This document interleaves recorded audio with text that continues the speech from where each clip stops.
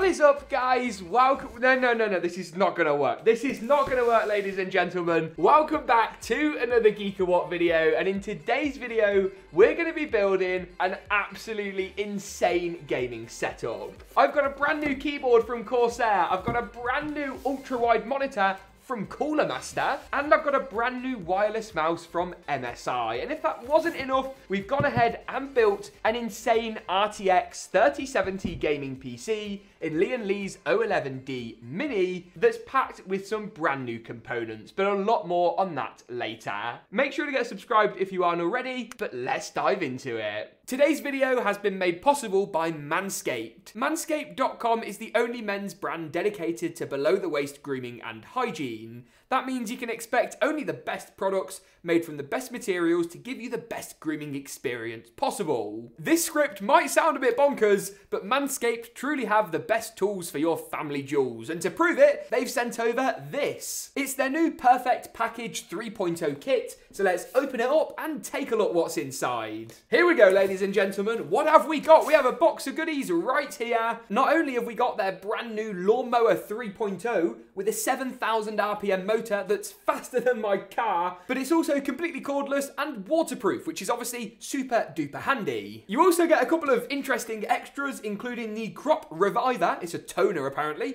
and a Crop Preserver. You can get all of this plus replenishments for your two favourite products and replacement blades when you sign up for their peak hygiene plan. Get 20% off and free international shipping with two gifts using promo code GeekaWhat20. That's promo code GeekaWhat20 on your screen now when you shop at Manscaped. Quick outfit change, okay? It's quite warm in here. Right, let's kick today's setup off actually by taking a look at the PC, and then we'll jump through all of the different peripherals one by one. At the heart of this system, we've got a powerful Ryzen 7 5800X. Not only fantastic for gaming, but also great if you wanted to get into editing, streaming, or just do something a little bit different. We've also gone for an RTX 3070 graphics card, which is a great GPU, regardless of rumours around potential new releases that Nvidia might add to their lineup. We also know how hard it is to get hold of a 3000 series card right now, which is why we recently launched a playlist of builds which are in stock, so go and check those out in the card section now. With a 360mm all-in-one liquid cooler, there's some great overclocking headroom as well, and Corsair's Capellix RGB technology is everywhere in this system, giving us some really bright RGB, which you can learn more about in the description below. 32GB of Corsair's Dominator Platinum RGB RAM gives us that fast dual-channel memory performance with an aesthetic that is second to none,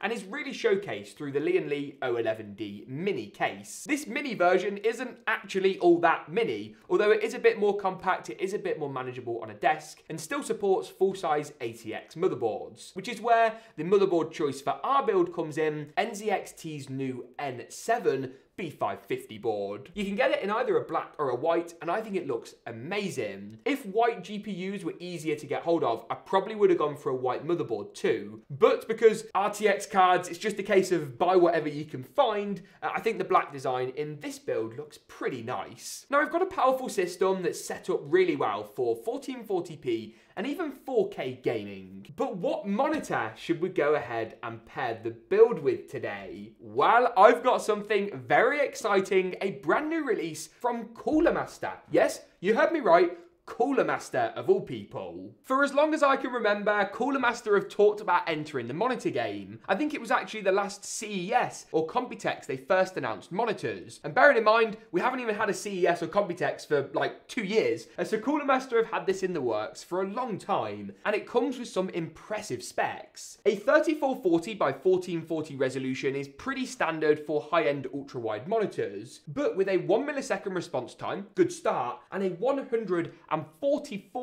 refresh rate, this thing is not messing about. Often when you look at ultra-wide monitors, you get the extra resolution, but don't always get the extra refresh rate or the quick response times, and Cooler Master appear to have delivered. What's more, HDR support as well is built in, which is going to be really interesting. So this monitor seems to tick all of the boxes. And here it is. Now this thing is quite the spectacle. You really can see just how curved it is, especially when looking from a side-on angle. It's absolutely massive as well with that 34-inch form factor, but provides a really immersive gaming experience. What's more, you get some really nice bits of attention to detail. The stand is actually the outline of the Cooler Master logo, which is quite a nice touch. And if you spin around to the rear of the monitor, you'll see a pretty unusual stand design. Normally when it comes to monitors, if you want to rotate them, the stand will twist, but here it's actually the head of the stand that moves and allows you to really orient the monitor just how you'd want it. It's really low profile, it's really sleek and simple, and with some nice Cooler Master branding and RGB built into the rear. On paper, this thing's pretty impressive. We will of course have to find out for sure though once we go ahead and build the wider setup up, but I'm really excited to see Cooler Master finally enter the monitor game. Corsair, maybe it's your turn next. First, let's continue to build the setup out and move on to the mousepad next up. This is Corsair's brand new MM700 RGB, and it's more of a desk pad than a mousepad, to be honest with you. It still has all the great mousepad characteristics though,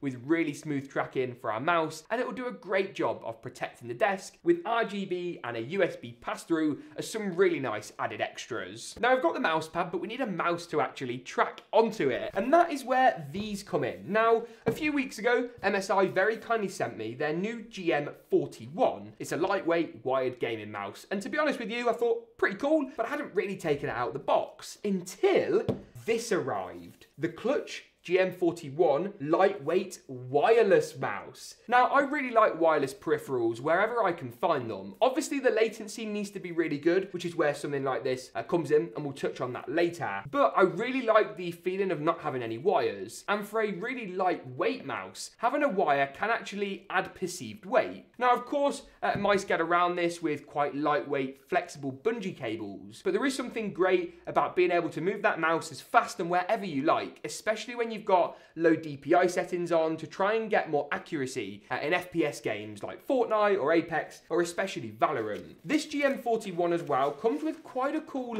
little dock, which we're going to take a look at in a moment. I've got to come clean with you guys. I have actually been using this mouse as my daily driver for over a week to test it out and make sure it was really good enough for today's setup. So here's the mouse itself, very similar, as we'll see in a moment, to the GM41 wired version, because essentially they're the same mouse, right? But looks pretty good, nice and grippy on the sides, pretty lightweight as well, and you've got these really nice tracking pads all along the mouse at the bottom, not just at the top and the bottom, but all the way across that bottom surface. So it's going to track really quite nicely. That's not it though. You actually get an all-in-one charging and wireless dongle station. So this is going to plug in via USB and allows you to really easily charge the mouse up. And that brings us on to the final components of the setup today, the headset, but first the keyboard. This is Corsair's brand new K70 RGB TKL. This is part of their new Champion series, and I am a massive, massive fan. I love 10 keyless keyboards anyway. I'm not personally someone who really ever uses the number pad. In fact, I don't actually remember the last time I did. So something like this for me is perfect. They have brought out as well a new 60% design. It's too low profile, it's too slimmed down. I really like having the arrow keys and dedicated number keys and FN keys. For me, that's just a better way of doing things. Double shot PVT keycaps as well mean it's super durable, and genuine Cherry MX switches are a huge plus, and in my opinion, a necessity when it comes to higher end setups like this one. Finally then, the last part of the setup is the headset. And this is the Asus ROG Delta. It's available in either wired or wireless variants, but either way, it's a fantastic choice. With some really bright RGB on the ear cups, some great sound quality, and 7.1 surround sound, allowing you to hear all around you in some of the latest games out there, it's a great choice. The high-res audio as well is no joke, as this thing sounds seriously impressive for a gaming headset. The premium design, comfortable RGB headband, and some inline controls for both your volume and for your RGB. It's a fantastic choice. Really, really great headset, and Asus have done a really fantastic job on this one. With that being said though, that pretty much rounds up our core setup components. Let's bring the monitor in a little bit and move me out the way, and then boot the whole setup up to see really just how good it looks when it's all powered up. I wouldn't normally do it at this stage in a setup video, but before we dive into the benchmarks, why don't we enjoy a little bit of a montage of this setup all booted up and ready to go with its abundance of RGB and premium design aesthetics. See you in a second, and don't go anywhere, but roll the montage. Woo! I felt good.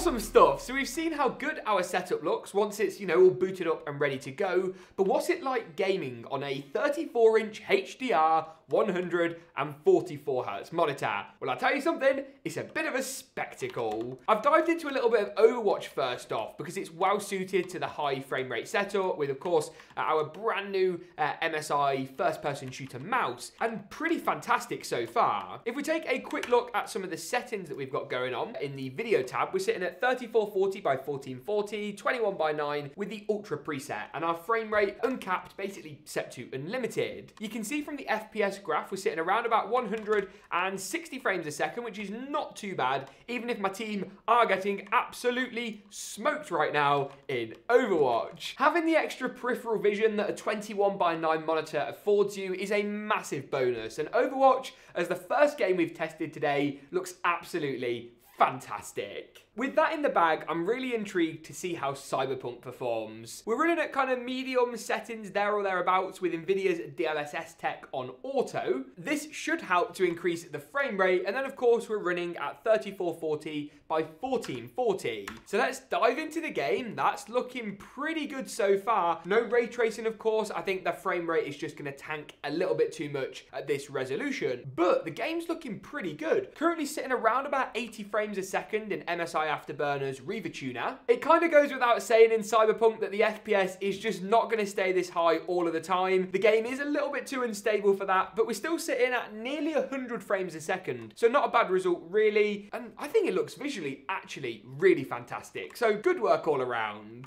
The next title we're going to try out today then is a little bit of Call of Duty's Black Ops Cold War, specifically a single player zombies mode, to see what kind of numbers we're able to get. So at the moment, we're sitting around about 90 frames a second. Not too bad, not too bad. This is medium to high settings, and I'll pull the settings display up in just a second's time. Once we're a little bit more in the clear, the dry, we're on the home run, and there's less risk of dying. So let's take a look at the settings. If we look at the graphics, we're sitting around about high across the board.